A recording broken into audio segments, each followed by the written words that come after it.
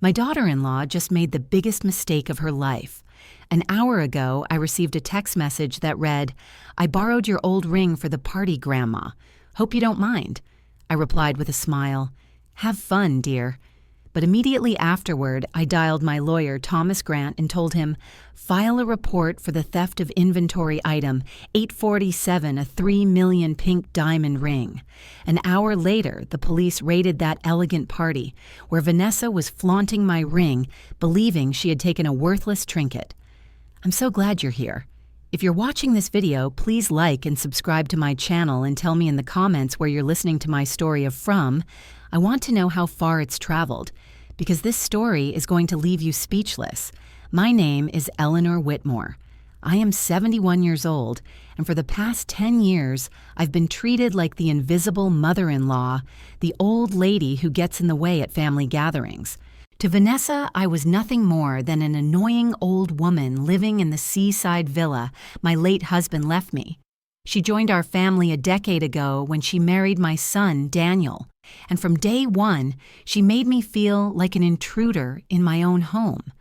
Vanessa is one of those women who believe the world owes them everything. Elegant, manipulative, always dressed in the finest red and green gowns, adorned with expensive jewelry that my son bought her to keep her happy. From the moment she stepped into my villa, she began treating me as if I were her personal maid. "Eleanor, make me a coffee.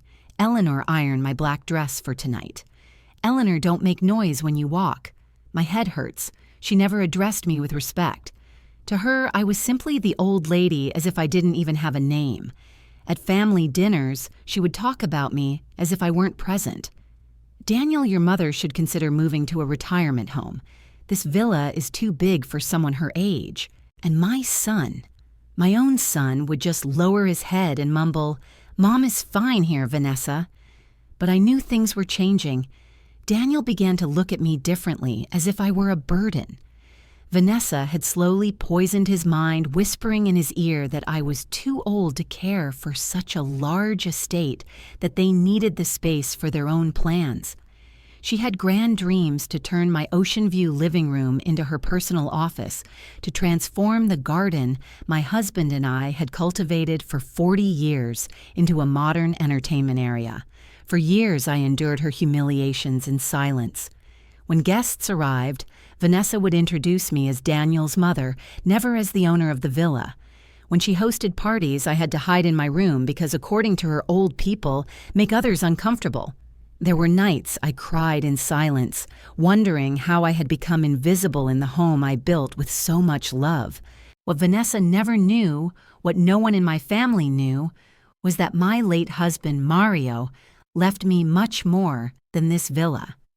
During our last years together, Mario had been secretly collecting valuable art jewelry and antiques. He knew I was discreet, that I never flaunted wealth, and he trusted that I would know how to handle his legacy when the time came. In a secret safe hidden behind a painting in my bedroom, he kept a collection worth over $15 million. Among those pieces was the ring Vanessa had just borrowed, a 5-carat pink diamond ring designed by a French jeweler in 1920, valued at $3 million. To anyone unfamiliar with jewelry, it might have looked like a simply elegant antique ring, but to experts, it was a masterpiece.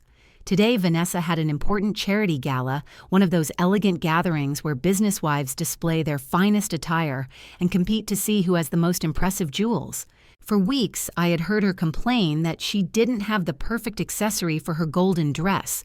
She'd been poring over jewelry catalogs, sighing because the pieces she liked cost too much, even for the generous budget Daniel gave her.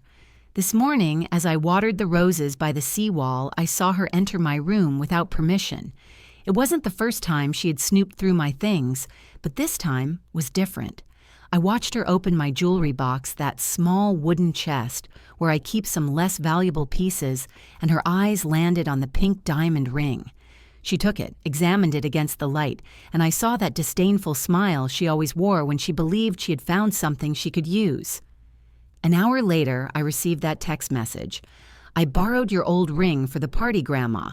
Hope you don't mind." She didn't even have the courtesy to ask for my permission first.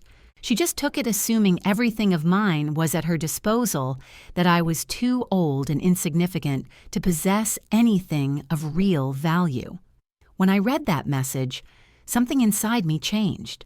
For 10 years I had endured her humiliations, her contempt, her cruel remarks about my age and my supposed uselessness. But taking my ring without permission, that ring which represented one of the most valuable pieces in Mario's secret collection, was the last straw. I sat in my garden chair overlooking the waves, looking at the message on my phone, and for the first time in years, I genuinely smiled. "Have fun, dear," I replied. But immediately afterward, I dialed Thomas, my trusted lawyer. Thomas had been Mario's best friend, the only one who knew the full truth about our hidden fortune. "Thomas," I said with a voice firmer than I had used in years, "it's time to activate the protocol you and Mario designed. Vanessa just stole inventory item 847. There was a silence on the other end of the line, and then I heard Thomas's laugh. "Eleanor, are you absolutely sure you want to do this? Once we put this in motion, there will be no turning back." I confirmed that yes, after a decade of humiliations, it was time for my daughter-in-law to learn exactly who she was dealing with. The moment I hung up the phone with my lawyer, Thomas Grant, I could feel the blood rushing in my veins like fire. For 10 years, I had endured humiliation being treated as an invisible old woman inside my own seaside villa. And now watching Vanessa Carlyle parade around with my husband's most precious treasure, a ring worth $3 million, something inside me snapped. It was no longer sadness or disappointment. It was an explosive rage, a fury that shook me down to my bones. For years, I had played the part of the quiet widow, the harmless mother-in-law who kept to herself while Vanessa built her empire of cruelty. But as I sat in that garden chair listening to the waves crash against the seawall, I knew something had changed forever. The mask of patience I had worn for a decade had shattered. In its place was the purest form of betrayal, so deep that it left scars inside my heart. You see, betrayal from a stranger cuts like a knife. Betrayal from your own family, that is a blade driven straight into your soul. Vanessa had not only stolen my dignity, she had stolen pieces of me, my jewelry, my history, my trust. I could no longer deny it. What I felt was not just anger. It was hatred, a raw, unfiltered hatred for the woman who had made my life a living hell. There was something I had never told anyone, not even my lawyer. Mario, my late husband, had not only left me the collection of art and jewelry. In the final months of his life, he had begun keeping a secret journal, a meticulous record of his fears, his hopes, and his suspicions. One of his last entries still echoed in my mind. "Eleanor, I don't trust Vanessa. She is charming, but her eyes are cold. Protect the collection, but more importantly, protect yourself. One day she will try to take everything." I had tucked that journal deep inside the safe, thinking of it only as a relic of Mario's declining health. But tonight, as I prepared for what was coming, I realized the journal was more than memory. It was prophecy. Mario had seen what I refused to see, and that journal, filled with dates, names, and sharp observations, would now become my weapon. It was the new element that turned my anger into a plan.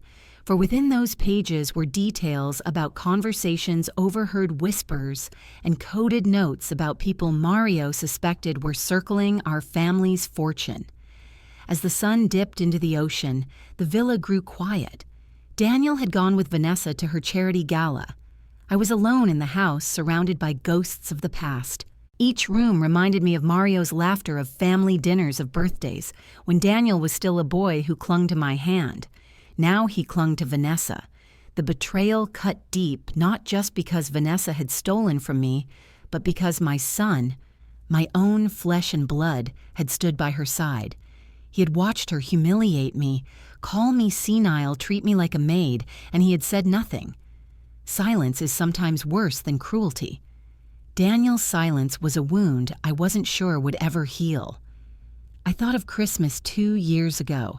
Vanessa had unwrapped a diamond bracelet Daniel had bought her while I received a cheap scarf.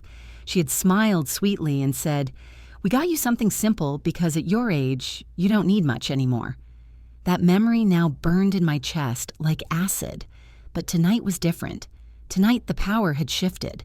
For the first time in a decade, I was no longer the victim. I was the storm. My phone buzzed. It was Thomas again. "Eleanor, everything is in motion. The insurance company has validated the report. The police have the documents. Within minutes, they'll move into the gala." His calm voice should have reassured me, but instead it poured gasoline on the fire already raging inside me. "Thomas," I whispered. "I want her to feel it. I want her to feel the weight of what she has done. Not just tonight, but every single time she ever looked at me as if I was nothing." Thomas was silent for a moment. "You will have your justice, Eleanor. But remember, once this begins, the world will know everything." I stared at Mario's journal resting on my lap. "Then let the world know. I've been invisible long enough." Barely 30 minutes later, my phone rang again. This time, it wasn't Thomas. It was a detective. "Mrs. Whitmore, this is Detective Garcia. We are at the Seaview Grand Hotel. Your daughter-in-law is in possession of the ring. She claims you allowed her to take it. Could you come clarify this matter?" For a moment, the old Eleanor almost returned. The one who would excuse Vanessa, swallow the insult, and make peace for the sake of appearances. But that Eleanor had died the moment Vanessa slipped that ring on her finger. "No, detective," I said firmly. "She took it without permission. And I have the message where she admitted it." "Very well, ma'am. You should know your son Daniel is also here. He is upset, insisting there has been some mistake." I felt the fury surge again. My son still defending her, still blind. "Detective," I replied coldly, "there is no mistake. Tonight, Vanessa Carlyle will finally face the consequences of a decade of betrayal." I hung up and walked to the window overlooking the sea. The moonlight shimmered across the waves like silver knives. For the first time in years, I didn't feel weak. I didn't feel invisible. I felt powerful. This wasn't just about a ring. It wasn't just about jewelry or antiques. This was about reclaiming my dignity, about showing Daniel and Vanessa that I was not the frail old woman they imagined. Every humiliation I had endured replayed in my mind the dinners where I was told to eat in the kitchen, the book clubs where I was asked to leave the living room, the birthdays where my existence was barely acknowledged. All of it fed the flames inside me. I no longer wanted quiet revenge. I wanted justice so loud the entire city would hear it. I grabbed Mario's journal, slipped it into my purse, and called for a car. As the driver sped along the coastal road, I stared out at the black ocean, feeling its vastness reflect my own anger. The betrayal of Vanessa, the silence of Daniel, the years of lost dignity, all of it swirled inside me like a hurricane. When the hotel lights appeared in the distance, I clenched my fists. Tonight, Vanessa would learn who I truly was, and Daniel would have to choose stand with his criminal wife or finally see the mother he had betrayed with his silence. And now, dear listener, I must ask you, if you were in my place, 71 years old, humiliated for a decade, stripped of dignity by your own family, would you press charges against your daughter-in-law, no matter the cost? Press 0 if you believe mercy has a place. Press 1 if you believe justice must be absolute. Because tonight my heart knows only one thing: rage, betrayal, and hatred strong enough to burn away the lies. The Seaview Grand Hotel stood like a glowing palace against the night sky, its golden lights reflecting off the ocean waves. As my car pulled up to the grand entrance, I could already sense the tension inside. Crowds of well-dressed guests were spilling out of the lobby, their voices buzzing with scandal. Word had spread quickly the police had interrupted Vanessa Carlyle's grand gala. I stepped out of the car, my emerald shawl pulled tightly around my shoulders, Mario's journal still tucked inside my purse. The salty wind brushed against my face, steadying me for what was to come. Tonight was no longer about anger alone. Tonight would be about humiliation, public, undeniable, unforgettable humiliation. The moment I entered the marble-floored lobby, silence rippled through the crowd. Dozens of eyes turned toward me, whispering my name, as though I had suddenly transformed from ghost to legend. There she is. That's Eleanor Whitmore, the mother-in-law, the owner of the ring. And then I saw her. Vanessa. She was seated on a leather sofa. Her golden gown wrinkled, her flawless hair disheveled, and her wrists encircled with polished silver handcuffs. Her face, once always painted with a mask of elegance, was streaked with mascara tears. Surrounding her were 3 police officers, their expressions grim. For the first time in 10 years, I saw Vanessa stripped bare of her superiority. No sarcasm, no arrogance, only fear. And for me, the sight was intoxicating. Standing beside her, red-faced and frantic, was my son Daniel. His voice cracked as he argued with Detective Garcia, his hands waving desperately. "Mom, thank God you're here," he blurted the moment he saw me. "Tell them it's a mistake. Tell them you gave her permission. Please, her reputation is being destroyed." "Her reputation," I said calmly, though my chest burned with restrained fury.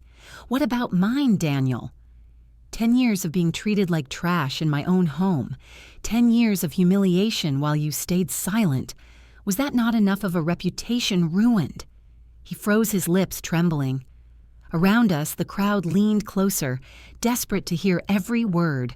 Vanessa lowered her head, but the red blotches on her cheeks betrayed the shame consuming her. Thomas Grant. My lawyer stepped forward with a thick folder. "Detective, here are all the certificates of authenticity, insurance documents, and appraisals for the ring. This is not a misunderstanding. This is grand larceny." The detective took the folder, flipping through the documents carefully. He nodded, confirming their legitimacy. Then he turned to me. "Mrs. Whitmore, do you wish to press charges?" Before I could answer, Vanessa's shrill voice broke through the tension. "Eleanor, please, I never meant to hurt you. It was just a ring, an old ring you weren't even wearing. Her words were drowned out by the sound of my own heart. For 10 years, she had forced me into silence. Tonight, her voice no longer had power over me. From inside my purse, I withdrew Mario's journal and laid it gently on the table. Next to it, I placed a small velvet pouch. "Detective," I said, my voice clear, "this is not the first time she has stolen from me. Look inside this pouch." The detective opened it and pulled out a pearl necklace, delicate, luminous, unmistakably valuable. Gasps spread through the lobby. "This necklace," I continued, "was sold by Vanessa to a pawn shop last year. My private investigator, Victor Lane, recovered it as part of an ongoing inquiry. She's been stealing small pieces for years, passing them off as heirlooms from her so-called grandmother." Vanessa's eyes widened in horror. "That's a lie," she screamed, thrashing against the handcuffs. But the photographs Victor displayed, images of Vanessa at pawn shops, signing receipts, spoke louder than her voice ever could. Now the humiliation was complete. She had not only been caught with a $3 million ring, she was revealed as a petty thief, a liar, a fraud, and all of it exposed before the highest members of our city's society. Her friends, women who once admired her gowns and jewelry, now turned their heads away in disgust. Businessmen whispered among themselves, shaking their heads at the disgrace. Cameras from local reporters flashed like lightning, immortalizing every tear, every desperate plea. "Please, Daniel," Vanessa sobbed, "tell her to stop. You know I love you. You know I—" But Daniel's face had changed. He was no longer angry at me.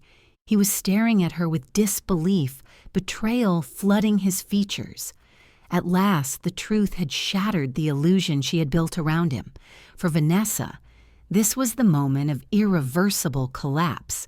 Her mask was gone, her empire of manipulation crumbled, and nothing could save her now. I stepped closer, so close I could see the streaks of her ruined makeup. "Vanessa." I whispered, though every soul in the room leaned forward to hear. "For 10 years you called me senile. For 10 years you humiliated me in front of strangers. Tonight it is you who are exposed.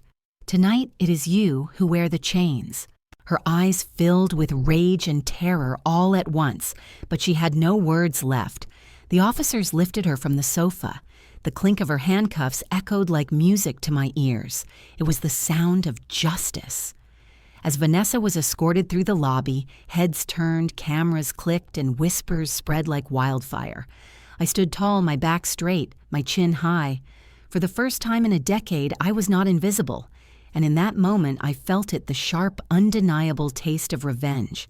Not quiet revenge, not hidden satisfaction, but a fierce public triumph witnessed by all who had once pitied me. The humiliation she had forced upon me for years had now returned to her multiplied, magnified, and eternal. That night, as the police car pulled away with Vanessa inside, I walked out of the Seaview Grand Hotel into the cool night air. The ocean roared in the distance, a chorus to my victory. I thought of Mario. I thought of the journal he left me, his warnings, his wisdom. He had been right all along. And now his legacy was protected, not just in the form of jewelry or antiques, but in the strength I had finally discovered within myself. For 10 years, I had been invisible. Tonight, I was undeniable. If this story stirred something in you, if you believe dignity is worth defending, no matter the cost, I invite you to gently tap the like button. It helps share this story with others who may need courage too. The night after Vanessa's arrest should have brought me peace. I should have been able to sleep satisfied that justice had been done. Yet as I lay in my bed, staring at the ceiling of my seaside villa, unease wrapped around me like a cold blanket. Something didn't feel finished. The phone rang just after dawn. It was Thomas Grant, my lawyer. His tone was careful, too careful. "Eleanor, he said the police and the FBI have been reviewing the evidence. There's more here than we realized." I sat up immediately, my chest tightening. "More. What do you mean, Thomas?" He hesitated before answering. Vanessa wasn't acting alone. My blood turned cold. For years, I had thought of her as a petty tyrant, a cruel woman who demeaned me in my own home. But Thomas's words suggested something far darker. "What are you saying?" I whispered. "She had contacts," he replied. "We found encrypted emails on her laptop. She was feeding information to professional thieves, floor plans, schedules, photographs from other families' estates. Eleanor, your home was the hub of a larger criminal network." I gripped the edge of my blanket so tightly that my knuckles turned white. My villa, the home Mario and I had built with 40 years of love, reduced to a command post for criminals. I felt a shiver crawl down my spine. The betrayal I had endured for 10 years suddenly felt small compared to this revelation.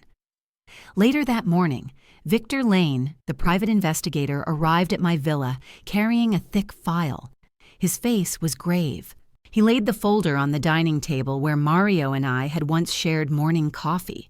"Mrs. Whitmore," he began, "we've confirmed Vanessa's involvement in at least 6 major thefts over the past 3 years. The total value exceeds $2 million.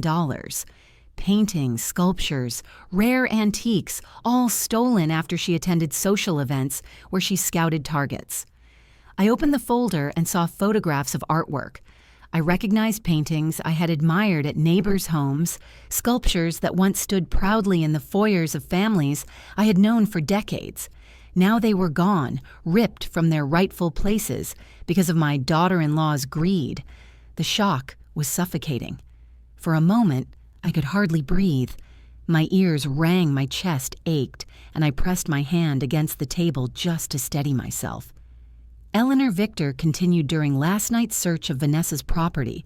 We found something else, a hidden basement room. My heart lurched.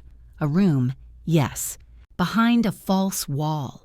Inside were over 50 items that didn't belong to her or your son. Jewelry, small antiques, even documents, deeds, and personal letters taken from other families. She was storing trophies of her thefts. The room seemed to rise up in my imagination, a chamber of secrets filled with stolen memories, a shrine to Vanessa's corruption. I felt sick imagining her standing in that room surrounded by treasures she had looted, while mocking me as senile. The fury burned so hot in my chest that it nearly strangled me. For 10 years I had thought my suffering was confined to insults and the theft of trinkets. Now I understood the scale of her monstrosity. My humiliation had only been the surface of a storm that reached far deeper. That afternoon Daniel returned to the villa. His face was pale, his eyes hollow. He looked like a man who had aged 20 years overnight. "Mom," he said quietly, "they questioned me for hours. The FBI, the police, they think I knew something. They think I might have been part of it." Tears filled his eyes as he sank into the armchair across from me. "I swear to you, I didn't know. I didn't see it. I thought she was just difficult. I thought the worst she did was treat you poorly. I never imagined—" His voice broke. I stared at him, my fury warring with my grief. He was my son, my only child, yet his silence had allowed Vanessa's cruelty to thrive. And now his blindness had almost made him an unwitting accomplice to her crimes. "Daniel," I said sharply, "you weren't just blind. You chose not to see. You chose peace over truth, silence over justice. And now you see where that silence has led."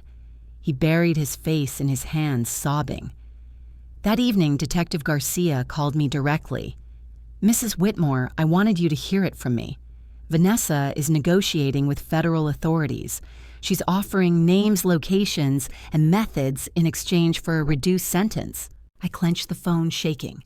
"So even now she's manipulating, bargaining, twisting her crimes to her advantage." "Yes," the detective admitted. "But what she has revealed so far is staggering. Her network spans 6 states. She's implicated 15 other individuals, including corrupt appraisers and antique dealers. Without her information, many of these cases would remain unsolved." The words struck me like thunder. 15 people, 6 states, millions of dollars, and all of it traced back to my home, my family. I felt as though the ground beneath me had cracked open. The humiliation I had endured for a decade was no longer a private wound. It was part of a criminal legacy that threatened to stain my very name. That night, I walked into Mario's old study and opened his journal once again. His words stared back at me like ghosts. "Protect yourself. She will try to take everything." My body trembled not with weakness, but with the weight of realization. Mario had seen the danger, but even he could not have imagined the monstrous scale of Vanessa's ambition. I slammed the journal shut, my hands shaking. The rage inside me was no longer quiet. It was suffocating, clawing at my throat, demanding release. I had been humiliated for 10 years. I had been betrayed to the bone. Now I was learning that my very home had been desecrated, turned into a breeding ground for crime. It was more than betrayal. It was horror, frozen, suffocating horror. As I sat alone in the study, listening to the waves crash against the cliffs outside, I asked myself how much more truth I could bear. Every revelation was another dagger, another wound cut deeper than the last. But I also knew this: I could no longer afford silence. I had to fight not just for myself, but for every family Vanessa had harmed. The time for hiding was over. The storm had only begun. And now, dear listener, I ask you something different. This story is not only about betrayal and revenge, it is about how we hear and feel truth. Do you find this narration, the voice telling the story, compelling, gripping, and worth following? If not at all, press 0. If very compelling, press 1. The following morning, I woke not with trembling hands, nor with a heart weighed down by despair. No, something in me had changed overnight. The fear and suffocating fury of yesterday had burned away, leaving only a fire-hot, powerful, unstoppable. I rose before dawn, dressed in a deep green suit Mario had once loved, and tied my silver hair into a neat knot. As I looked at myself in the mirror, I no longer saw the invisible old widow who had lived under Vanessa's shadow. I saw a woman cloaked in authority, pride, and glory. Today I would no longer whisper. Today I would roar. At breakfast, the phone rang. It was the district attorney herself, Mrs. Whitmore. She said we would like you to stand with us at a press conference this afternoon. The investigation into your daughter-in-law's network has gained national attention. Your testimony, your presence, it will send a message not only to the criminals, but to every family who has ever doubted their own worth. For a moment, I was silent, letting her words settle. Only weeks ago, I was an afterthought at my own dinner table. Now the eyes of the nation were turning toward me. I will be there, I replied firmly. I pulled Mario's journal from the safe and slipped it into my handbag. His words, his warnings, his foresight. They were no longer secrets to be hidden. They were lessons to be shared. Victor Lane, the investigator, met me before the press conference. He placed a new folder on the table. "Mrs. Whitmore," he said with a smile, "you may want to see this. We discovered surveillance footage from a jewelry exchange. It shows Vanessa negotiating with an appraiser she believed was corrupt. But what she didn't know was that the man was already under investigation. Every word she spoke was recorded." I opened the folder and froze. There she was, Vanessa, in her crimson gown, leaning close, her lips curling into that familiar, condescending smile. The old woman doesn't even know what she owns.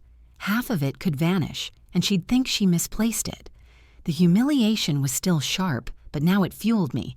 Those recordings would not only convict her, they would expose her arrogance to the entire world.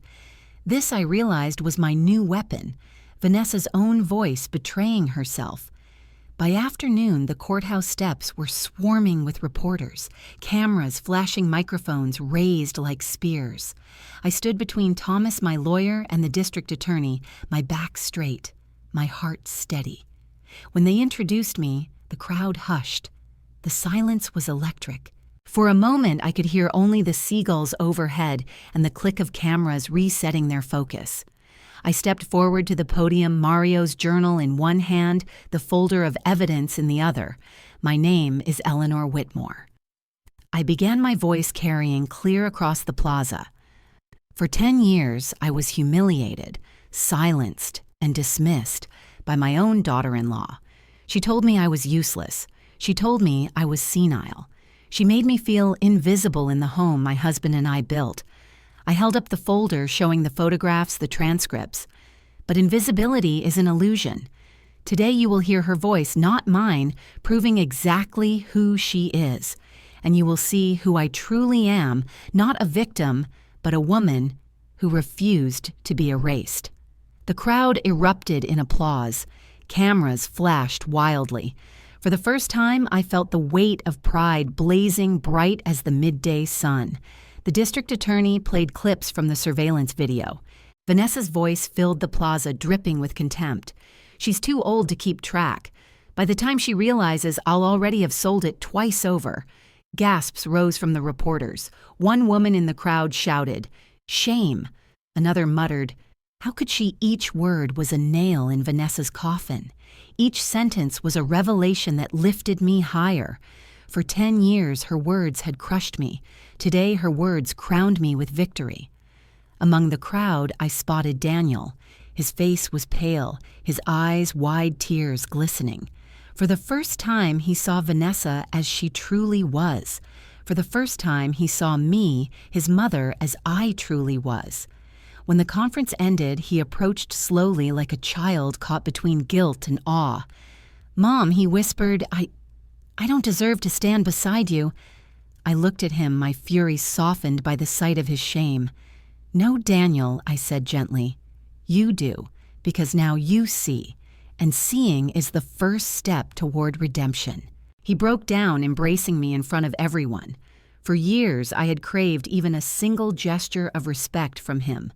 Now, under the eyes of the nation, he gave me the embrace of a son who finally understood. That evening, the news spread across every channel. Elderly widow unmasks theft ring. Mother-in-law's evidence destroys criminal network. Stranger stopped me in the street to shake my hand. Women my age called me, their voices trembling with gratitude. "Eleanor, you've given us courage," one woman said. "You've shown us we are not powerless." And as I sat in my living room that night, the ocean roaring outside, I realized I had crossed a threshold. I was no longer just defending myself. I was representing every elderly soul who had been silenced, dismissed, or mistreated by those meant to love them. This was my victory. This was my resounding glory. Mario's journal lay open on my lap. I traced the words with my fingers. Protect yourself. She will try to take everything. He had been right. She had tried. But she had failed. And in her failure, she had given me something greater than jewels or antiques. She had given me back my voice, my power, my dignity. I whispered toward the sea, Mario. I hope you see me now. I hope you see the woman you believed I could be. The night after the press conference, I sat in my living room with the lights dimmed low. The ocean's steady rhythm outside no longer sounded like a lonely reminder of what I had lost. Instead, it felt like a hymn of freedom washing away the shadows of the past 10 years. For the first time in a decade, my chest felt light. The chains of humiliation that Vanessa had fastened around me were gone. What remained was a sense of complete liberation, as if my very soul had been unshackled. Daniel entered quietly his steps, hesitant as though afraid to intrude on this new version of me. He stood in the doorway clutching an old photograph of Mario. His voice broke when he finally spoke. Mom, I don't know how to make this right. I let her humiliate you. I let her poison our home.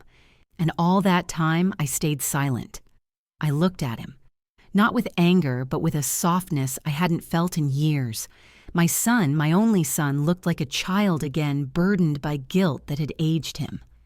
Daniel, I said gently, your silence hurt me more than her insults, but today you chose differently. You stood on the courthouse steps and saw me for who I truly am. That is where healing begins. He sank to his knees beside my chair, tears streaming down his face. I want to rebuild our family, Mom. I want to be the son Dad would have been proud of. Tears welled in my own eyes. This was the moment I had waited for, emotion overwhelming me, like a flood breaking open years of suppressed longing. 2 days later, I stood in court as the judge delivered Vanessa's sentence. The courtroom was hushed, every seat filled with reporters, victims, and curious onlookers. Vanessa sat rigid, her once elegant posture, now stiff with fear.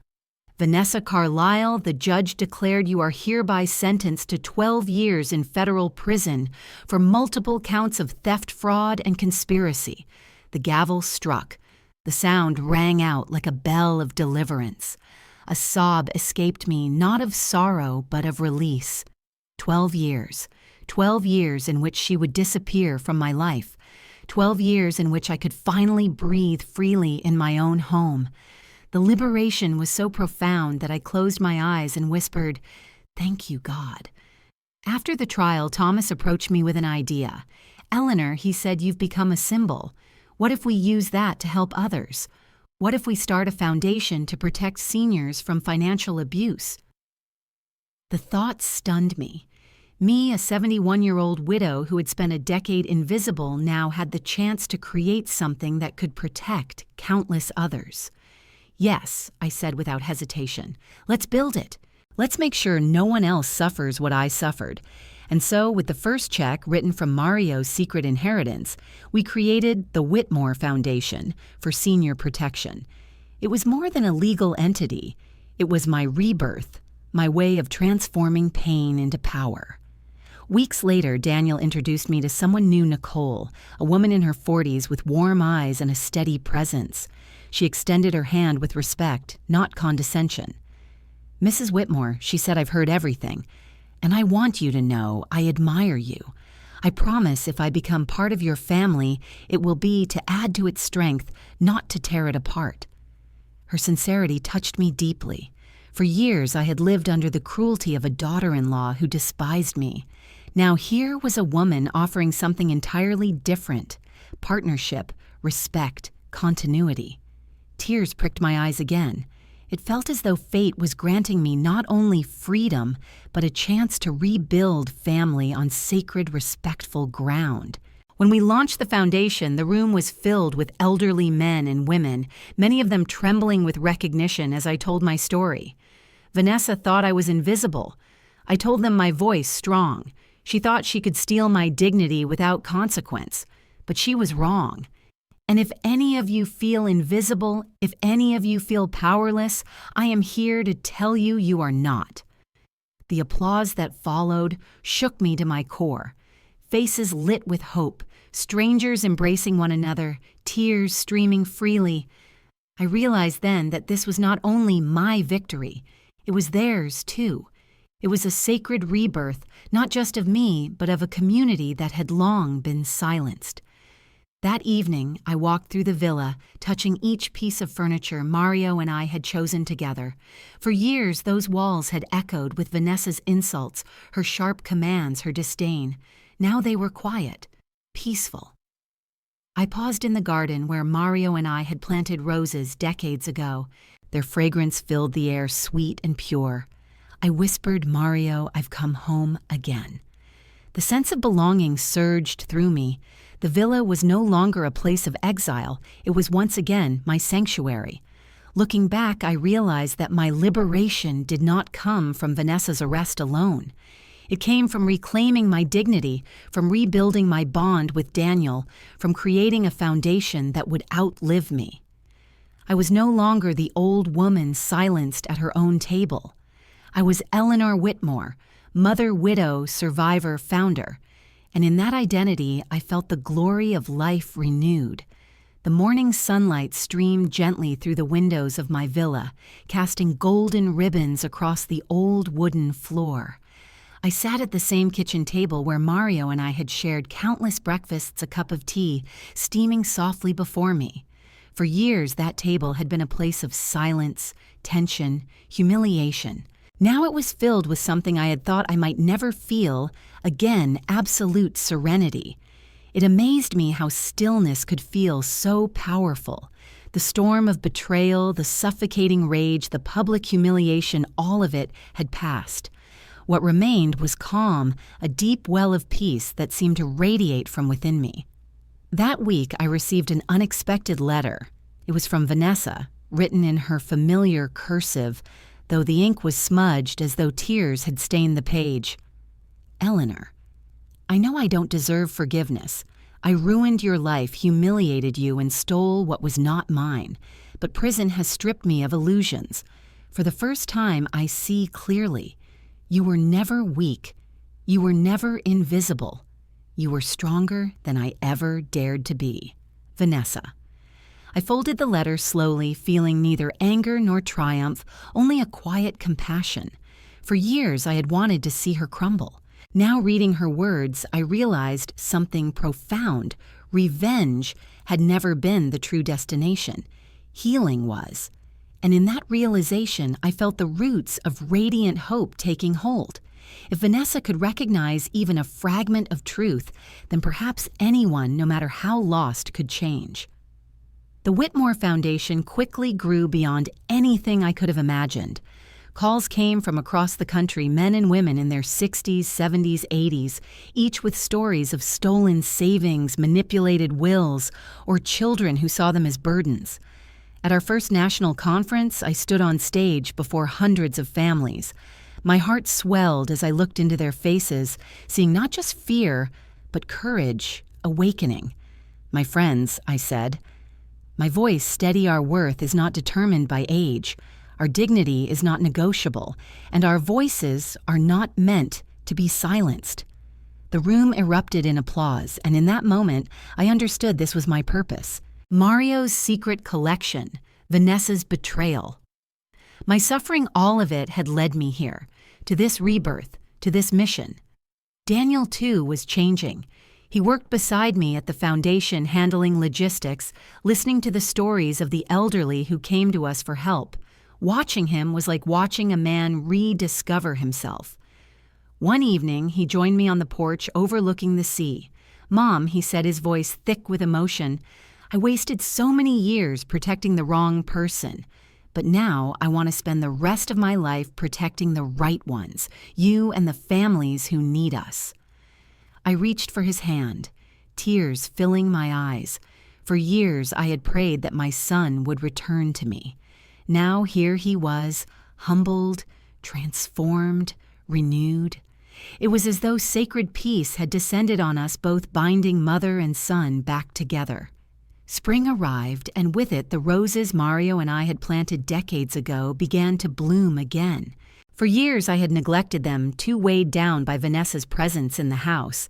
But now I tended them every morning, clipping the branches, inhaling their sweet fragrance.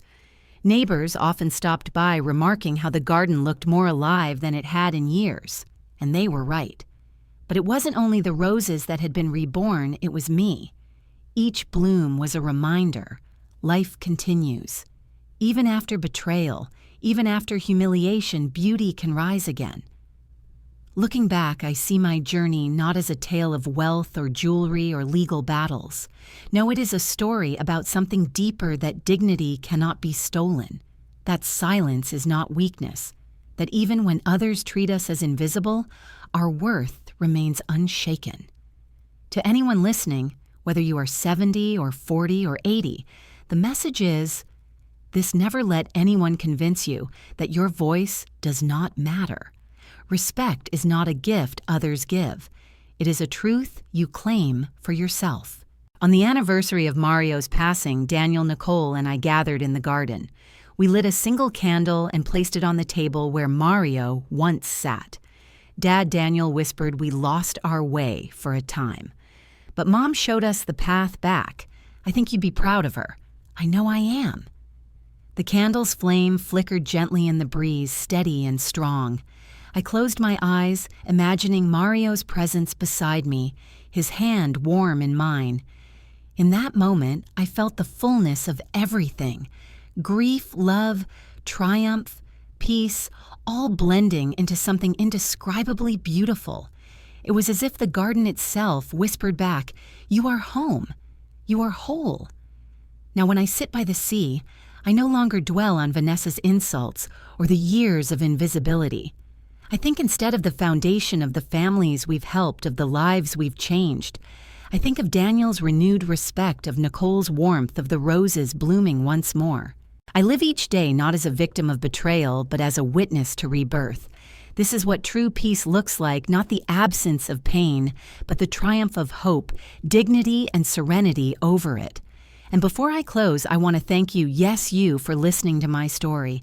It has not been easy to tell, but sharing it has given me strength, and perhaps I hope it has given you strength too. If this story touched you, I would love to hear your thoughts. Leave me a comment. Let me know where you are listening from and tell me, have you ever felt invisible, and how did you find your voice again?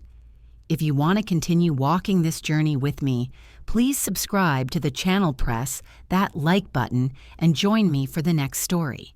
Together, we can keep these lessons alive for ourselves and for the generations to come. This is Auntie May 365 Voice, and I'll see you in the next video.